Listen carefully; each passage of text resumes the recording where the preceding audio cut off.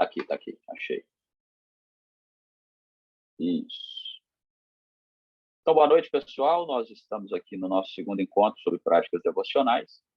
Nosso bate-papo de hoje é sobre a prática da palavra, oração e meditação. Ontem, nós tivemos um encontro que nós conversamos um pouco sobre a prática da piedade. A segunda aula é sobre palavra, oração e meditação. E amanhã a gente fala sobre plano de leitura, recursos, quais as barreiras para o andamento do devocional, avanços, enfim. Amanhã é a parte mais prática e eu quero até pedir, se você vier amanhã, né, que você compartilhe conosco aí como que você faz a sua devocional, qual o plano de leitura que você tem usado, todas essas questões aí na prática para a gente bater um papo, tá?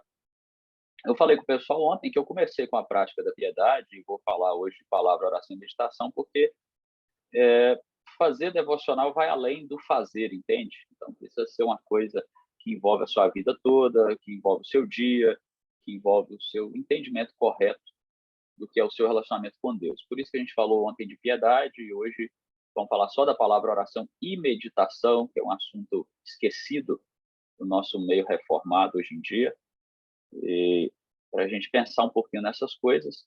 E amanhã a gente vai para uma parte mais prática aí, tá bom? Muito bem. Vocês sabem que o Siri Cascudo tem uma fórmula secreta do hambúrguer dele, né? Quem já assistiu Bob Esponja sabe disso. Eu vi um perfil do Instagram fazendo uma postagem nesse sentido, falando de devocional, né? A devocional não é igual à fórmula secreta do hambúrguer do Siri Cascudo.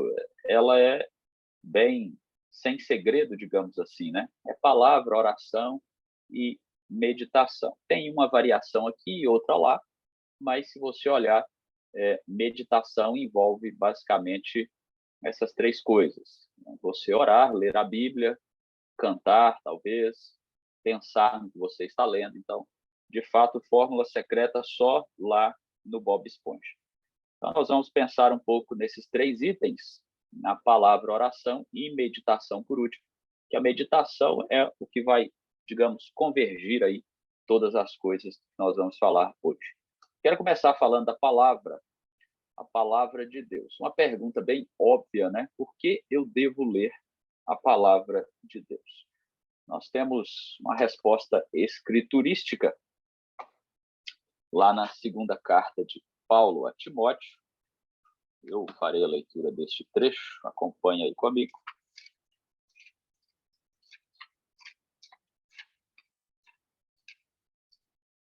Vocês devem conhecer esse texto.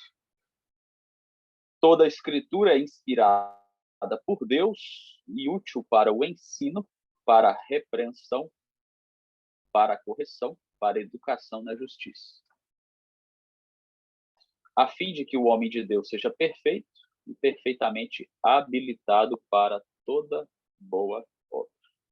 Então, toda a escritura de Gênesis e Apocalipse é inspirada por Deus e ela tem a sua utilidade, como está descrito aqui no texto, a fim de que nós sejamos perfeitos no sentido de maduros, tá? Nós amadureçamos e sejamos assim habilitados para toda boa obra. Então, eu devo ler a escritura porque ela é a palavra de Deus. Os liberais vão dizer que ela contém a palavra de Deus, que ela pode se tornar a palavra de Deus no seu coração. Bobagem. A escritura é a palavra de Deus. Então, é por isso que eu devo ler, eu preciso deleitar-me nela, eu preciso procurar todos os meios para entender. A nossa confissão de fé de Westminster, no capítulo 1, no parágrafo 1º,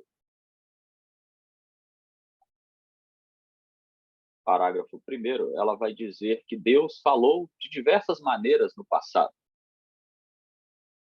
Mas agora, tendo cessado os antigos modos de Deus se revelar, ele resolveu escrevê-la toda.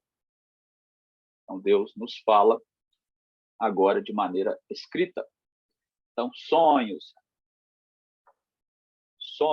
revelações, anjos descendo do céu para falar com você, Esquece isso. Tudo que você precisa está aí na sua mão, se você está com impressa, ou está no seu celular, ou está na internet, é a palavra de Deus revelada, escrita conforme Deus planejou. Então, é preciso você considerar isso e levar isso a sério quando você vai ler a palavra do Senhor. Quando nós vamos começar uma devocional, ou vamos caminhar nesse sentido, a primeira pergunta é: por onde eu começo? Nós vamos entendendo que a Bíblia ela tem suas partes mais fáceis de entender e partes mais difíceis. Isso é natural, daqui a pouco a gente vai falar sobre isso. Mas por onde eu começo? Obviamente que você começa pelo que é mais fácil de entender. Então, você que está talvez iniciando agora ou pensando em como ser mais produtivo, começa do básico, começa dos evangelhos, começa de textos mais tranquilos de entender. Eu participei, na pandemia, me convidaram para participar online de um encontro de adolescentes de outra cidade, de São Paulo. E aí, falando sobre questão da vida na internet e tal, e aí, em dado momento, um adolescente perguntou sobre devocional. E aí tinha um rapaz lá que ele estava fazendo seminário também. E aí o adolescente perguntou para mim, e esse rapaz atravessou a conversa e falou assim: não, você começa a fazer sua devocional lendo a Bíblia em hebraico. Eu já achei aquilo esquisito, né? Porque até seminarista custa ler a Bíblia em hebraico e está aprendendo ainda. E o cara mandando um menino adolescente ler a Bíblia em hebraico. Então, isso é exagero. Você precisa começar do básico, tá? Então, começa do básico, vai tranquilo, e você vai pegando depois textos mais tranquilos, em português, é lógico, né? Porque não mexe com hebraico agora, não. E você vai conseguir se aprofundar mais. O que as pessoas fazem no devocional é começar o devocional, por exemplo, por Gênesis, e ele começa esse devocional lá em Gênesis, quando ele chega lá nas genealogias, ele desanima. Né? Então, aí ele para também, que é pior. Então, se você já sabe que você vai parar ali, não comece por ali. Toda a escritura é inspirada por Deus. Então, por onde você começar, a ordem dos fatores não altera o produto. Isso é matemática, né? Cadê? Aí, como aproveitar melhor a minha leitura da palavra? Bom, você precisa se deleitar na palavra e entender que Deus está falando com você. Esse deleite na palavra, essa alegria na palavra, nem sempre ela vai estar no nosso coração a todos os dias que nós vamos fazer devocional. Alguma vez, mas eu devo orar e ler a Bíblia até quando eu estou sem vontade? Com certeza. Aí mesmo que você tem que ler. E aí mesmo que você tem que se deleitar. Talvez o proveito vai ser menor, mas ainda haverá proveito, porque a palavra de Deus é viva e eficaz e fala ao nosso coração. Então, a melhor maneira é você querendo mesmo, interessado. Ah, mas hoje eu não estou muito legal, não estou muito... Vai a si mesmo.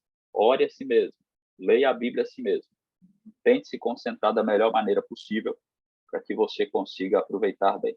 Agora, tem um aspecto que a gente precisa ponderar, que ele é realístico, ele é real. E quando eu não entendo o que Deus está falando comigo? Quando você não entende nem o texto que você leu, entende? Você lê... vou abrir aleatoriamente aqui algum texto e... Enfim, deixa eu pegar um texto aqui, ó. Aleatório, aleatório.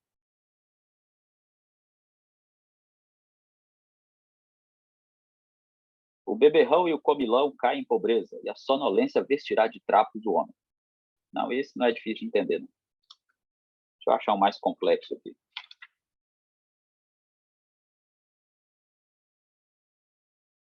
Como és formoso, amado meu, como és amado. Nosso leito é de viçosas folhas, as traves da nossa casa são de cedro, os seus caibros de cipreste. Eu sou a rosa de Saron, o lírio dos vales. Você olha e fala assim, e aí? O que isso aqui fala comigo? O que é isso? O que a esposa está falando isso aqui em Cantares?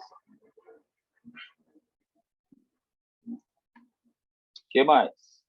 Deixa eu tentar achar mais um exemplo aleatório aqui. Se você quiser citar um aí também, pode abrir o microfone e citar. É bons profetas, né? Você lê Ezequiel, você entende tudo das profecias que está lá. Você já leu Ezequiel? Ou Zacarias? Não, acho que Zacarias é melhor ainda. As visões de Zacarias. Alguém aí já leu Zacarias? Não?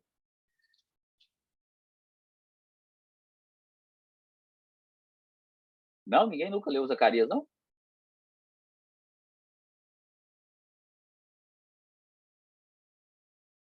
Ah, o Paulo já leu, ó. Aí. Temos um guerreiro aí que já leu Zacarias. Veja um rolo voante que tem 20 côvados de comprimento e 10 de largura. Essa é a maldição pela face da terra. Aí o Zacarias viu roda, viu candelabro de ouro, viu um monte de coisa. Foi fácil entender, Paulo? Paulo, foi fácil entender? Zacarias? Olha, não foi muito não, viu? É. E tem muita coisa que a gente ainda precisa de mais bagagem, né, para entender. A gente entende algumas coisas aqui, até lá, outras ainda passam, né? Por que isso acontece, irmãos? Tem dois fatores. Por que às vezes a gente não entende e isso gera até um desânimo, né? O primeiro é culpa nossa, tá? Principalmente pelo tipo de leitura que a gente faz no nosso devocional. Aí a culpa é nossa. Você pode fazer uma leitura devocional só para aumentar conhecimento. Uma leitura que a gente chama de academicista. Eu vou ler a Bíblia só para saber esse conteúdo aí. Então, talvez isso não chegue no seu coração e você não percebe que Deus está falando e nem entende o que Deus está falando. Você pode ter uma leitura também apologética. Eu vou ler a Bíblia só para defender a minha fé. Tem problema nisso? Não, mas o momento seu devocional não é para isso. O momento seu devocional é para você se aprofundar no seu relacionamento com Deus. Tem a questão homilética também. Homilética é quem busca texto para pregar. Isso acontece mais do que você imagina. O pregador ele vai lá e abre a Bíblia e fica caçando um texto para pregar. A gente aqui não tem muito esse problema porque a gente prega em série, né? Então, o próximo texto é aquele que nós vamos pregar.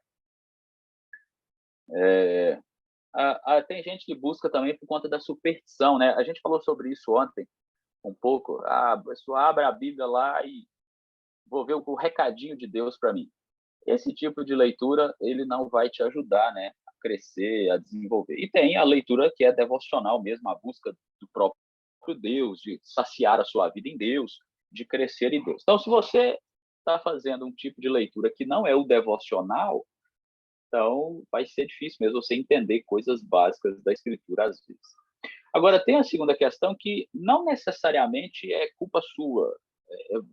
Vai ser culpa sua se você não crescer na sua vida com Cristo. Que é o quê? A própria Bíblia, ela traz a sua dificuldade. Vocês se lembram que na segunda carta de Pedro, ele fala que Paulo escreveu algumas coisas difíceis de entender. Pedro escreveu isso. E, de fato, quando você lê Romanos, principalmente o capítulo 9 ao 11, você tem pilhas e mais pilhas de livros de teólogos tentando entender exatamente o que ele está dizendo ali. Principalmente sobre Israel e tal, qual que é o papel de Israel nessa história toda, enfim. Então, tem muita coisa na Escritura que, de fato, é difícil de entender à primeira vista. Mas tem algumas razões para isso. A primeira é a questão do distanciamento cultural. O texto bíblico foi escrito há mais de 2.000 anos atrás. Então, nós temos esse gap cultural aí, que também envolve a questão contextual. Tem um contexto para a qual aquela passagem foi escrita. Eu acabei de citar Zacarias. Zacarias foi escrito num contexto. E se a gente não conhecer isso minimamente, vai ficar difícil da gente entender algumas coisas. Para quem foi endereçado, quem era o alvo daquela palavra de Deus? A gente olha para a Escritura de uma maneira, às vezes, simplista, no sentido de a gente olha e fala assim, eu vou abrir a Bíblia e Deus está falando comigo. Ele está falando com você, mas primeiro ele falou para alguém lá atrás. E você precisa tentar compreender por que Deus está falando, o que está falando para aquele povo lá atrás, que é o contexto original para o qual foi escrito aquela passagem. E tem aplicação para nós, porque a Bíblia é viva e eficaz e continua falando eternamente, enquanto o Cristo não voltar, a todos os homens. Então, ela tem uma aplicabilidade para nós. Mas Deus falou primeiro para alguém lá atrás. Tem também a questão da sua bagagem de conhecimento. Quanto mais você conhece, mais chance de entender você tem. E tem também a questão dos limites de aplicação. Nem todo texto bíblico vai trazer alguma aplicação direta para nós. Talvez Deus quis que aquele texto estivesse ali só para que nós fôssemos informados. Não tem problema com isso. Não há dificuldade com essa questão. Então, quando a gente não entende o que Deus está falando, no nosso devocional, entre aspas, né? Quando a gente não entende, envolve essas questões todas que você deve levar em conta. Tá? E isso aqui não é, logicamente, para você desanimar, é para você continuar a caminhada perseverando. Então, como que a gente lida com essa questão? Primeiro, você tem que perseverar. O caminho de aprendizado, ele é longo, irmãos, ele dura a vida inteira. Você pode fazer pós-doutorado estudando a Bíblia aí no Andrew Jumper, nos Estados Unidos, sei lá, onde você quiser. Você ainda precisa aprender. O conhecimento, principalmente o bíblico, é inesgotável. Se o conhecimento geral já imagina o bíblico. Então, nem sempre nós vamos compreender de primeira, ou até de segunda, de terceira, sei lá. Mas é importante que você mantenha a sua constância na sua vida devocional. Mesmo que você só leia o texto e você não entendeu nada, talvez aquilo ali você não conseguiu extrair nenhuma aplicação. Você foi beneficiado de alguma maneira, você foi alimentado, se você fez uma leitura piedosa da Escritura. Quem estava ontem sabe que a gente comparou essa questão da leitura piedosa com a leitura mecânica, né, da Escritura. Se você fez uma leitura assim, porque é a palavra viva de Deus ali falando contigo. Então, muitas pessoas, elas simplesmente desistem, desanimam, porque não entendeu algum texto.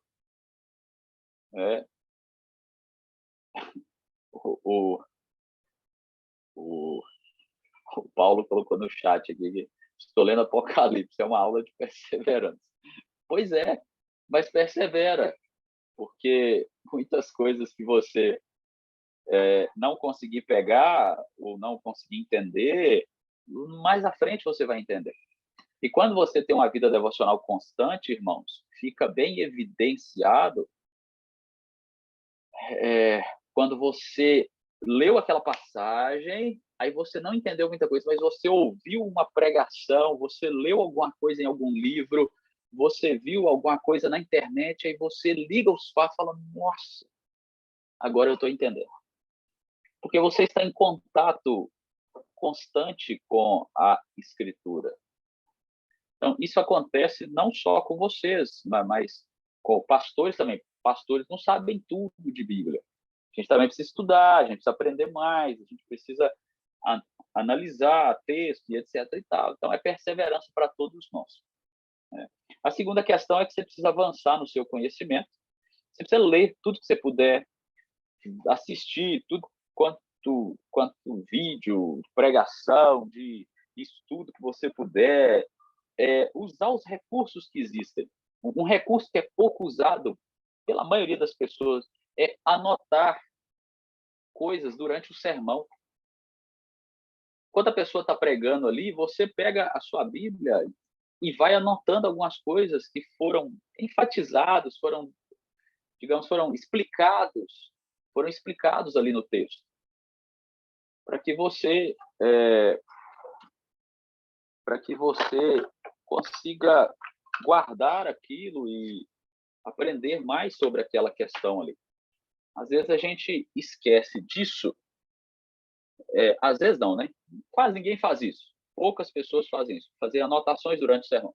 E a nossa memória, você sabe como que ela é bem curtinha, ela é uma memória que...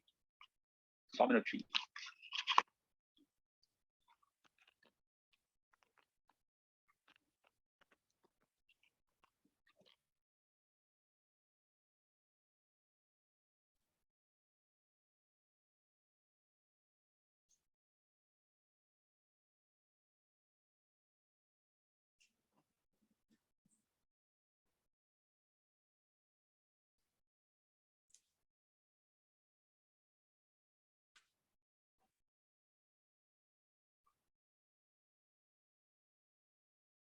Pessoal, vocês estão me ouvindo? Sim. Tá. Só um minutinho aí que deu um problema no fone aqui. Estou tentando resolver. Com o fone, o som fica melhor.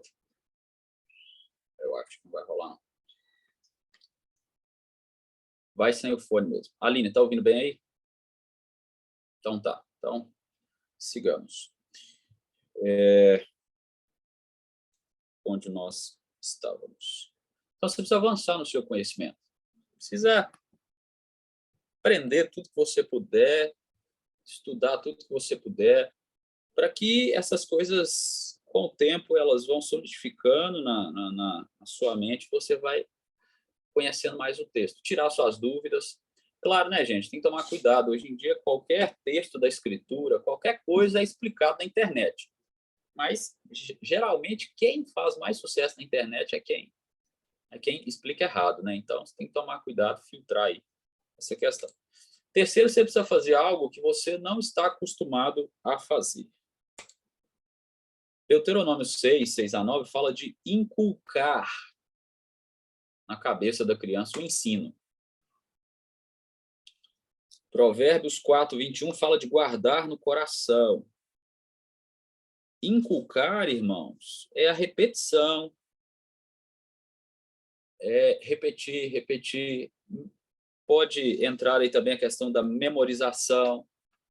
Então, lá em Deuteronômio fala que a palavra ela tem que estar com a pessoa, na frente dos olhos dela, nas mãos dela, enquanto ela levanta, enquanto ela vai dormir, enquanto ela caminha, enquanto ela está em casa. É preciso ter esse apego pela palavra para que nós avancemos, caminhemos mais no conhecimento da palavra. Não adianta a gente achar que vai ter uma devocional, aliás, que vai ter um crescimento na vida com Deus se você abre a Bíblia só no domingo, ou se você faz aquelas devocionais mais mecanizadas, mais velozes possível, para que você, entre aspas, fique livre disso. Como eu disse ontem, demanda tempo, demanda esforço, demanda trabalho, perseverança, paciência da nossa parte. Dia a dia, tijolinho por tijolinho. Então, isso envolve a palavra. O Salmo 119, né, um salmo bem interessante que fala da palavra, o assunto principal ali é a palavra de Deus. Você vai encontrar lá, depois você dá uma folheada no Salmo 119, como que o salmista fala dessa questão da palavra, como ama a tua lei, lâmpada para os meus pés é a tua palavra, e por aí vai. Então, tem todos esses aspectos aí importantes em relação à palavra. Alguém quer fazer uso da palavra, inclusive? Pode falar. Nós vamos passar para a oração agora.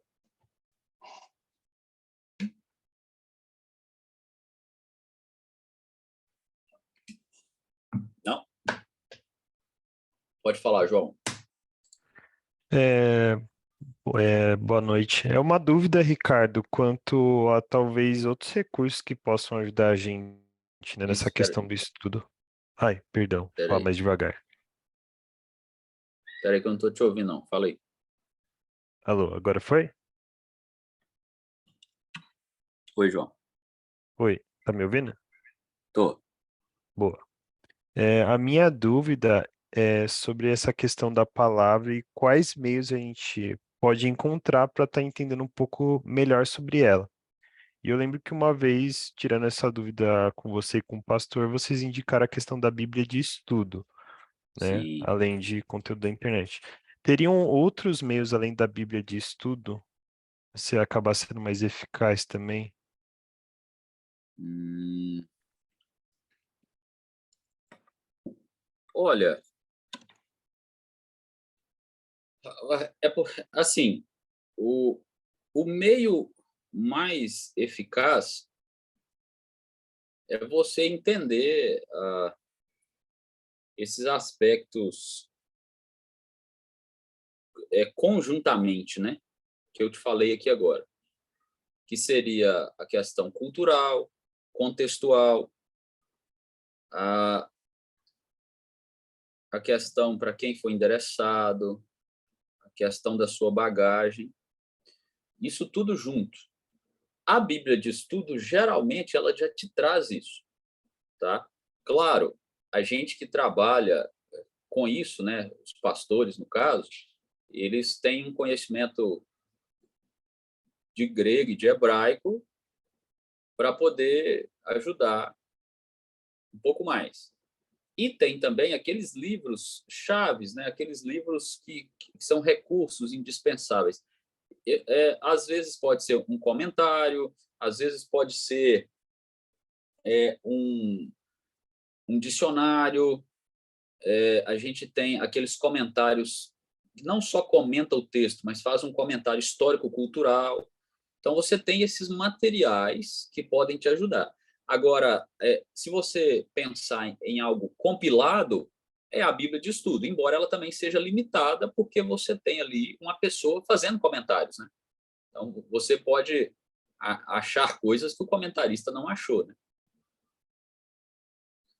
Então, para a sua devocional, expandir um pouco mais, ela é um caminho de entrada. Se você não for usar a Bíblia de estudo, aí você precisa de mais recursos, né? Mais livros, mais materiais, outros recursos que vão te amparar. Por exemplo, para entender algumas coisas, você vai precisar de um atlas bíblico, ver como que era lá a região e tal. Você vai precisar de materiais que contam a história dos povos ao redor dos israelitas, por exemplo. Vai precisar de livros que falam dos assírios, dos babilônicos, entende? Então, é uma gama de coisa, né? Só que a Bíblia de estudo, geralmente, ela já te resume isso. Então, eu penso que não teria algo melhor para você ter algo mais compilado ali do que a Bíblia de estudo. Tá, beleza. Obrigado. Falou. Mais alguém? Não? Então vamos seguir. Quanto tempo você gasta, consegue passar em oração? Você já fez as contas aí?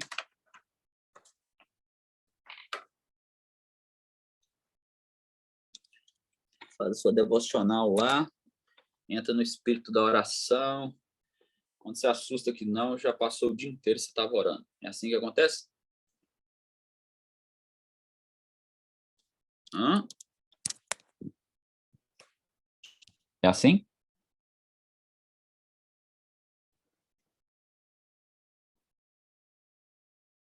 Quem dera. Tipo isso, né, Giovana? Quem dera fosse assim. Essa é uma resposta complicada para mentes agitadas, né? Nossa mente Nós somos o povo da agitação e geralmente devocional requer calmaria, né? Então a gente às vezes precisa de tempo até para concentrar para orar, não é verdade? Às vezes você demora meia hora para concentrar para você fazer uma oração de 10 minutos, mas a gente precisa pensar nisso, porque a questão não é o tempo, né? Essa é só uma pergunta retórica, na verdade, só para a gente refletir sobre isso, porque há alguns momentos da vida que você tem mais tempo de oração, outros você tem menos, e aí você pensa como é difícil às vezes você orar, mas como é bom quando você consegue orar e consegue estender por um tempo maior, que não seja aquelas orações relâmpagos, né? Então, a oração é falar com Deus, é ter comunhão com Deus. E é muito interessante porque Jesus foi um homem de oração, né? Ele é Deus, mas ele também é homem, então eu acho que ele ensina bastante com o exemplo dele. Ele sempre orava, ele sempre tinha tempo de oração. Os homens piedosos do passado, né? Eles tiravam tempo do seu dia para orar. Se eles tinham muitas tarefas, eles acordavam mais cedo e oravam mais, enfim. E Jesus, ele pressupõe que nós vamos sempre orar, nós vamos sempre vamos falar com o Pai. Enquanto nós lemos a Bíblia, é Deus falando, quando nós oramos, é nós que estamos falando com Deus, e a gente precisa desejar, irmãos, almejar, aumentar o nosso tempo de oração. Vamos colocar aí que você faz, sei lá, 10 minutos de oração. Precisa pensar em aumentar isso na sua vida. Quanto mais tempo de oração nós tivermos no nosso dia, certamente melhor esse dia será.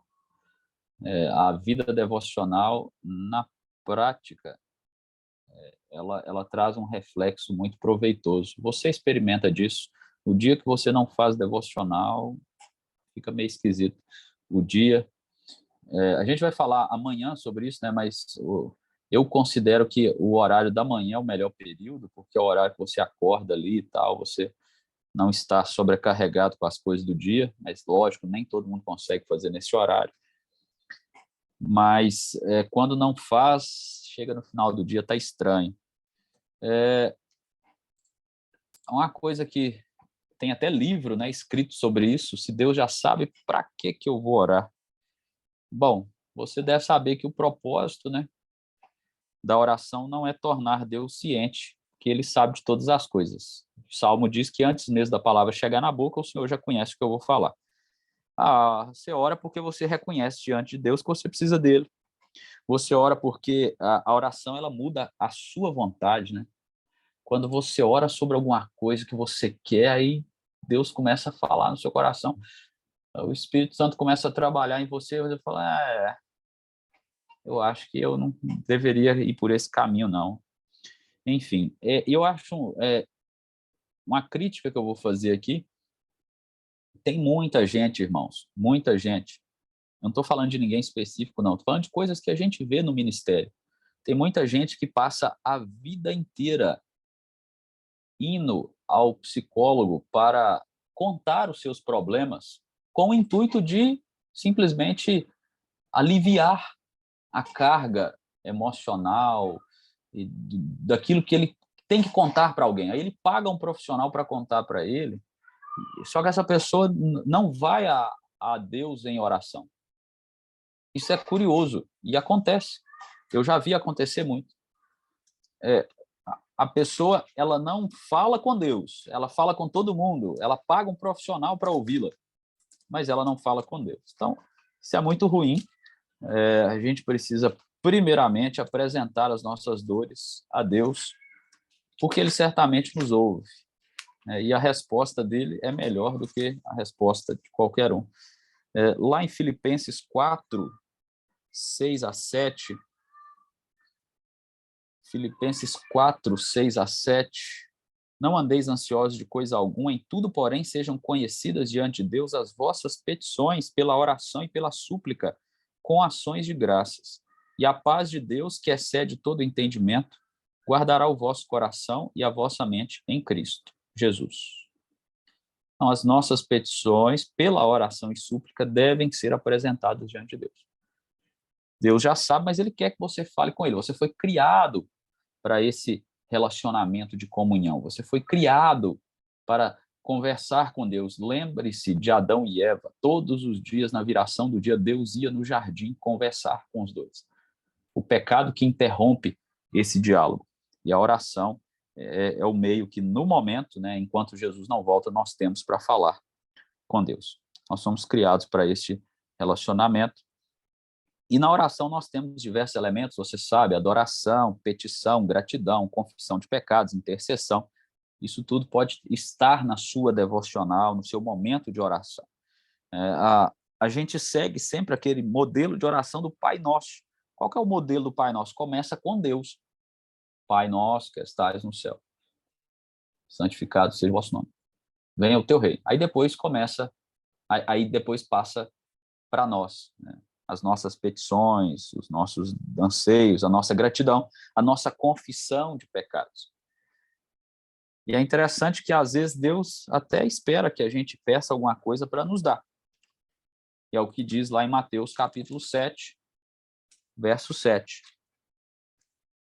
Mateus, capítulo 7, verso 7.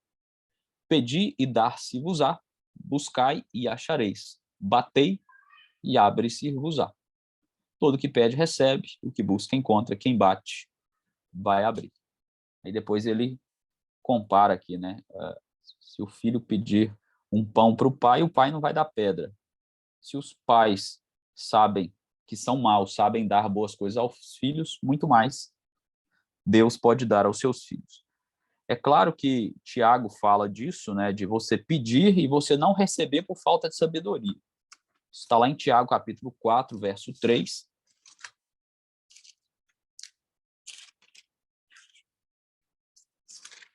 Tiago 4, 3. Pedis e não recebeis, porque pedis mal, para esbanjardes em vossos prazeres. Agora, nem sempre é porque você pediu certo também que Deus vai te dar, porque Ele é soberano. Então, Deus ele nos dá liberdade para orar, para pedir o que quisermos, para falar o que quisermos, com sabedoria, é claro, e Ele vai responder de acordo com a sua soberana vontade. Tem um negócio que a gente precisa considerar no nosso devocional, é que quando nós vamos orar, nós podemos orar as Escrituras. Orar a Escritura é orar exatamente aquilo que você acabou de ler. Talvez você já fez isso. Você leu um texto e você orou um monte de coisa na sua devocional, no seu devocional, mas você não orou sobre o que você acabou de ler. Às vezes a gente faz isso. Por que orar as Escrituras no seu momento devocional é importante? Ele vai direcionar a sua oração, você não vai ficar vagando na oração. Tem maior proveito para a sua vida, melhora o conteúdo das suas orações. Quando você lê na Escritura Sagrada e você ora sobre aquilo que você leu, melhora o seu conteúdo. Você tem mais bagagem para orar, você não fica só repetindo oração. Isso aí os puritanos faziam. Tem até um livro, né, da editora Monergismo, O Vale da Visão, que são orações dos puritanos que ficaram escritas. Então, escreva suas orações também, né, para que você aprenda a orar, cresça na oração e leia bastante os salmos. Os salmos são orações cantadas. Eu já brinquei isso com vocês em algum momento, né? Quando a gente pede a alguém para fazer uma oração de adoração no culto e ele faz uma oração de intercessão, é porque ele não entendeu que ele deveria só fazer uma oração de adoração. Então, vocês podem melhorar o conteúdo das orações de vocês orando as Escrituras, lendo os salmos, tem oração de todo jeito ali. Então, é uma bênção. E agora nós vamos falar, no tempo que nos resta, sobre meditação. O Paulo comentou aqui, né? O Vale da Visão é excelente. Aqui usamos no nosso culto doméstico. É excelente mesmo. É caro, mas vale a pena o livro. Meditação. Olha só. Quando falo de meditação, logo você pensa no Buda. Você pensa no budismo, pensa nessas coisas aí doidas. Se você abrir no Google aí o que é meditação, vai estar escrito lá assim, ó, eu peguei a primeira definição que apareceu do Google.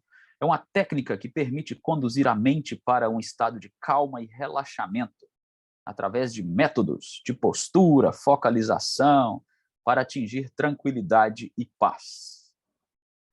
O budismo é a ideia da iluminação ou do esvaziar-se de você mesmo. Mas a meditação bíblica não tem nada a ver com isso. A meditação hebraica, o hebreu que trouxe essa ideia de meditação.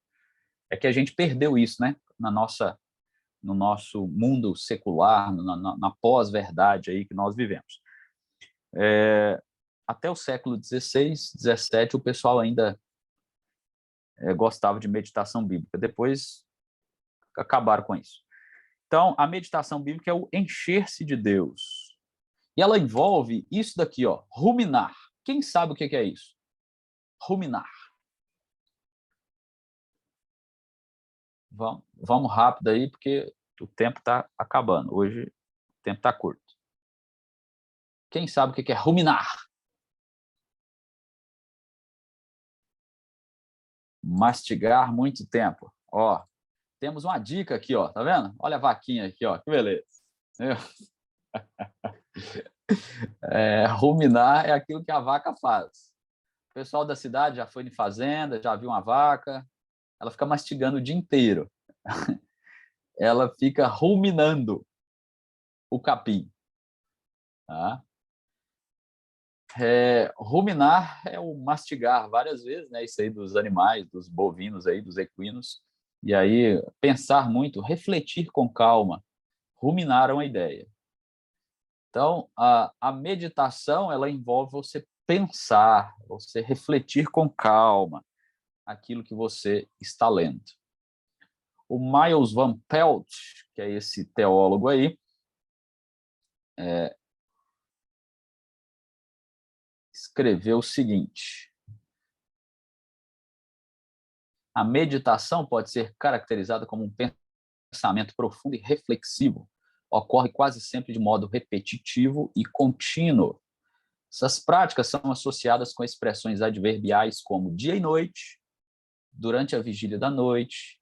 A meditação é tipicamente uma prática do justo.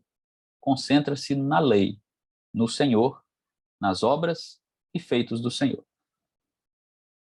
Ao que parece, o justo medita não somente com o propósito de recobrar ânimo, mas também para que a sua vida possa se conformar de fato ao objeto dessa meditação, que é a palavra de Deus. Alguém abre aí para mim Josué capítulo 1, verso 8, só para a gente ler aí rapidamente, e pode abrir o microfone e pode ler.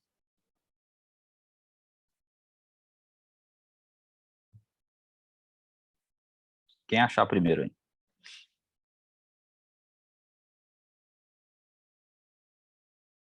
Josué o quê? 1:8. Vou ler aqui. Não cesses de falar deste livro da lei. Antes, medita nele dia e noite, para que tenhas cuidado de fazer segundo tudo quanto nele está escrito. Então, farás prosperar o teu caminho e serás bem-sucedido. Isso. Medita nele dia e noite. Rumina ele. Pensa nele. Reflete sobre ele. Dia e noite. Então, a ideia da devocional não é simplesmente eu li o texto, eu orei ali, eu esqueci ele, eu fui embora e fica por isso mesmo, tchau.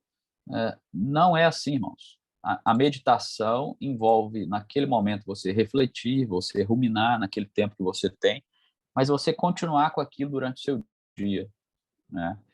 Então, aí você tem os recursos, você pode fazer isso com pequenas porções da Escritura, com partes de um sermão que você ouve, partes de algum livro devocional que você lê. Você precisa meditar sobre a Escritura, sobre os temas da Escritura. Você precisa pensar nisso. Você precisa refletir sobre o que você está lendo durante o seu dia. Então, isso é importante de se fazer. A meditação, segundo os puritanos, para encerrar, aqui nós temos Thomas Watson, e ele dizia que a meditação é um santo exercício da mente por meio do qual trazemos à memória as verdades de Deus. ponderamos seriamente sobre elas e as aplicamos a nós mesmos.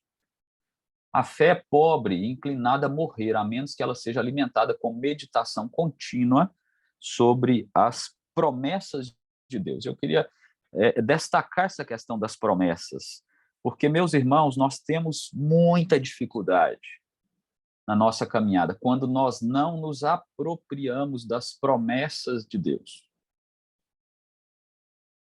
Uma promessa que acho que todos nós vamos nos lembrar. O que Jesus Cristo falou quando ele estava ascendendo aos céus? Eis que estou convosco até a consumação do século. E aí ele envia o Espírito Santo para habitar na igreja. Então, essa é uma promessa infalível. Todas as promessas de Deus são infalíveis. E nós devemos nos apropriar delas.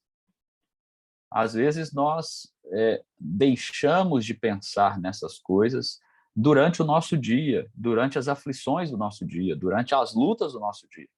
E aí nós quase entramos em colapso, porque nós deixamos de meditar na Escritura, de pensar, de refletir, de trazer à memória as verdades da palavra de Deus. Então, isso é algo que se perdeu. Eu estou falando isso aqui com vocês, é capaz que é a primeira vez que a maioria de vocês ouvem isso. E isso é um negócio que não se fala mais, é um negócio que se perdeu. Mas isso é só um vislumbre assim, para ver se vocês despertam para isso também, para que a devocional de vocês seja de uma qualidade ainda melhor, né? Certamente vocês fazem boas devocionais, mas pode elevar aí se você pensar nessa meditação diária. Você pode até fazer um exercício, se quiser. Você recorta aquele trecho da Escritura, um parágrafo, um versículo, e põe ele de lembrete no seu celular, põe ele de lembrete na tela do seu computador, e imprime ele, põe na parede, e toda vez que você vê aquilo em algum lugar, você vai se lembrar da sua devocional, você vai se lembrar do texto, você vai se lembrar da promessa que está ali contida, da aplicação que trouxe para você. Isso vai fortalecer a sua vida, vai fortalecer a sua caminhada. Então, tem um outro cara, não está aqui na tela, que é o Bates, B-A-T-E-S, é o sobrenome dele. Um outro puritano, ele falou que meditar é como tentar construir uma fogueira com madeira úmida. Eu acho que se aplica também a devocional, né? Se a gente não perseverar, não lutar para produzir ali uma chama naquela madeira molhada, não sai do lugar. A vida devocional é assim também. Se a gente não perseverar, você vai voar nas primeiras semanas do ano. Quando o bicho pegar na faculdade, no trabalho, você vai abandonar. É isso que geralmente acontece. Então, precisa perseverar aí na oração, na palavra e na meditação. Benefícios da meditação segundo os puritanos. A meditação nos ajuda a focar o Deus Trino. A meditação ajuda a aumentar o conhecimento da verdade. A meditação promove o temor de Deus. A meditação amplia a nossa fé. Fomenta o arrependimento e a transformação de vida. É uma grande amiga para a memória. Nos ajuda a visualizar o culto como uma disciplina a ser cultivada. É um auxílio à oração. E ela nos ajuda a ouvir e ler a palavra com real benefício. E aqui eu tenho um adendo antes da gente encerrar, que é o seguinte: de todos os dias da semana, tem um dia que nós poderíamos aproveitar melhor a nossa devocional. Você sabe qual dia que é esse, né? O domingo. O domingo é o dia que nós, às vezes, mais negligenciamos na nossa vida devocional. Eu falo por mim mesmo. Tem dia que eu falo, no domingo eu não vou ler a Bíblia, não. O que é isso? Não vou fazer devocional domingo, não. Eu já fiz a semana inteira, hoje eu vou pregar de manhã, vou dar estudo de manhã, vou pregar à noite, e vice-versa. Só que isso é um engano nosso. O domingo é o momento mais singular que você tem para sentar com calma e fazer a sua devocional. Seja antes de ir para o culto, da escola dominical, da manhã, seja depois do almoço, ou pouco antes de você ir para a igreja, ou seja no final do seu dia. Mas geralmente a gente entope o nosso domingo de um monte de coisa e, enfim, a gente perde a oportunidade de aproveitar o dia do Senhor para ter uma devocional, uma meditação mais profunda. E isso tem reflexo no nosso culto, né? Quantas vezes eu ou você já chegamos com sono no domingo na igreja, chegamos dispersos porque o nosso time estava jogando e a gente viu o jogo ali, aí tinha um pênalti aos 45, você teve que ir embora, você ficou pensando naquilo o culto inteiro. Isso quando, né, eu espero que não seja o caso de nenhum de vocês, acessa o celular para ver o resultado final do jogo na hora da pregação, né? Então, isso tudo aí é algo que você precisa analisar também, porque eu acho que a gente não pode perder de vista esse aspecto do nosso culto ao Senhor e da questão da disciplina espiritual, que é a devocional. Eu quero encerrar. Vocês já viram esse filme? Ele é antigo. Quem nunca viu Quarto de Guerra? Eu acho que todo mundo já viu, se não, poucas pessoas. Nunca viu? Ô, João, assiste, cara. Esse filme é bem legal. Quem não viu, assista. Eu estou usando o nome do filme, né? O Quarto de Guerra, porque a vida devocional, esse negócio de meditar, de pensar, de orar com calma, de fixar a mente nas coisas do céu, envolve um momento reservado, né? Imagina eu tentar fazer uma devocional junto com meus 2 meninos aqui. Não vai sair nem a leitura, né? Primeiro que a Esté vai rasgar a Bíblia, então não vai dar nem para ler. Então, você precisa se recolher, e a própria palavra de Deus, né? O próprio Jesus deu essa dica, né? Quando você for orar, você fecha a porta do seu quarto. Tal. É lógico que ele estava fazendo uma comparação ali com os fariseus que oravam nas praças, mas há uma dinâmica pedagógica nisso daí, porque você se fecha, você e Deus, no seu quarto, ou, sei lá, em algum lugar, que vocês têm esse momento reservado, né? Para que você consiga orar. Então, e ler a Bíblia, e pensar no que você está lendo.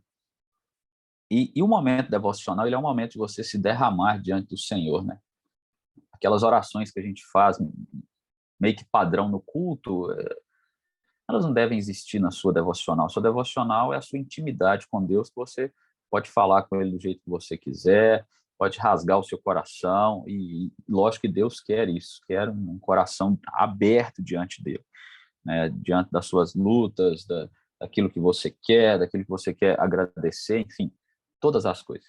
Então, eu estou usando o nome aqui do filme, até para indicar para que quem não viu veja, que você tenha um quarto, um local, né, que você possa se encontrar com Deus ali, só você e Deus. Isso é importante. Quem é casado, né, faça devocional, faça o culto familiar, mas tem esse momento só você e Deus também, é importante. Quem tem filho, eu acho que quem tem filho aqui, nesse negócio é só eu, cadê? Deixa eu ver quem está de participante aqui. Bom, a maioria aqui é tudo jovem, né? Então, quem tem filho pequeno faz a devocional com o filho pequeno e tal, faz o culto doméstico, né, com o filho pequeno, mas é bom você ter esse momento devocional. Quem é solteiro tem tempo demais, né, para fazer esse quarto de guerra aí sozinho, porque tá solteiro mesmo, então tem bastante tempo. E pensar também, por último, no silêncio. A gente gosta muito de falar, a gente gosta muito de repetir coisas, mas a devocional também, o devocional, ele envolve silêncio, às vezes, um pouquinho diante de Deus. E esse silêncio, ele precisa vir do seu coração, porque um coração agitado não pode ficar em silêncio com a boca, mas por dentro ele está agitado. E esse silêncio, às vezes, também nos ajuda. Jeremias, lá em Lamentações, fala sobre isso, né? Do jovem colocar a boca no pó, se humilhar e ficar em silêncio. Lá em Lamentações 3, ficar em silêncio, esperando o Senhor. Então, em alguns momentos, a gente só tenta se concentrar em Deus, na sua palavra, e fica em silêncio diante dele. Também faz parte da vida devocional.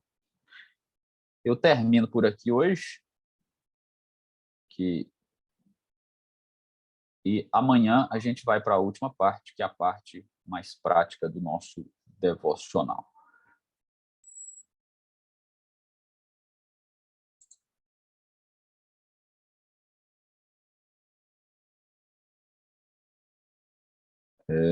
Eu parei